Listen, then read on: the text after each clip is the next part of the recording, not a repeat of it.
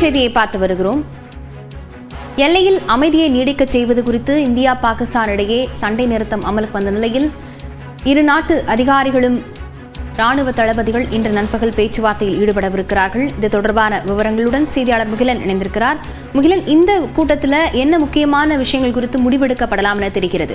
லாவண்யா, மிக முக்கியமாக அந்த போர் நிறுத்த ஒப்பந்தமானது இருதரப்பு இரு ராணுவ அதிகாரிகளும் பேசி இனி அந்த தாக்குதலில் ஈடுபடக்கூடாது என்று முடிவு செய்தனர். அன்று அடுத்த கட்ட பேச்சுவார்த்தையானது 12ஆம் தேதி நடைபெறும் என்று இரு நாட்டவருமே அவர்கள் அன்று முடிவு செய்தனர். அதன்படி இன்று 12 மணி அளவில் டிஜிஎம்ஓ என்று சொல்வார், டைரக்டர் ஆஃப் மிலிட்டரி ஆபரேஷன்ஸ், இவர் இந்த 2 அதிகாரிகளும் இன்று தொலைபேசி மூலமாக இணைந்து பேசுவார்கள். அதாவது தற்போது இருக்கக்கூடிய சூழ்நிலையை தொடர்ந்து நீட்டிப்பதற்காக என்னென்ன நடவடிக்கை எடுக்க வேண்டும் என்பதை பற்றி இன்று அந்த தொலைபேசி அழைப்பில் அவர்கள் பேசுவார்கள். மிக முக்கியமாக நேற்று நாம் பார்த்திருந்தோம், நேற்றும் டிஜிஎம்ஓ பத்திரிகையாளரை சந்தித்திருந்தார். அப்போது இந்திய பாதுகாப்பு படையிலிருந்து எடுக்கப்பட்டிருக்கக்கூடிய, அதாவது முப்படைகளிலிருந்தும் எடுக்கப்பட்டிருக்கக்கூடிய நடவடிக்கைகள் என்னென்ன, முப்படைகளுடைய தற்போது தயார் நிலைகள் என்னென்ன என்பதை அவர்கள் விளக்கியிருந்தனர்.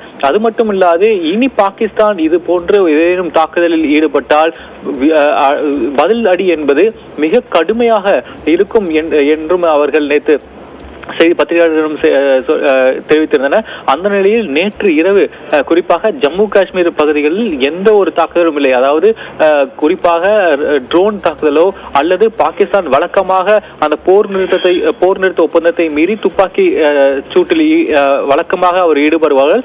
நேற்று இரவு அந்த தாக்குதலிலும் கூட பாகிஸ்தான் ஈடுபடவில்லை. இதுவே ஒரு மிகப்பெரிய சமிக்கையாக நாம் எடுத்துக்கொள்ள வேண்டும்.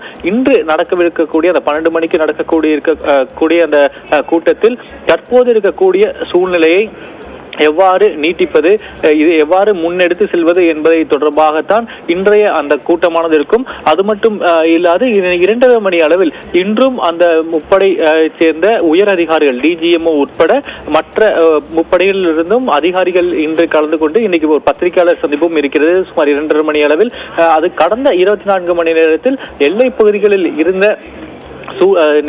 நிலை என்ன என்பதை அவர் விளக்குவார்கள். நேற்று ராஜஸ்தானில் ஒரு பகுதியை மட்டும் ஒரு ட்ரோன் தென்பட்டதாக தகவல் வெளியானது. அது மற்றும் கடந்த 24 மணி நேரம் எவ்வாறு சென்றது எல்லை பகுதிகளில் என்பதை பற்றி விளக்குவதற்காக அந்த பத்திரிகையாளர் சந்திப்பிற்கும் அழைப்பு விடுக்கப்பட்டிருக்கிறது. லாவண்யா, விவரங்களுக்கு நன்றி முகிலன்.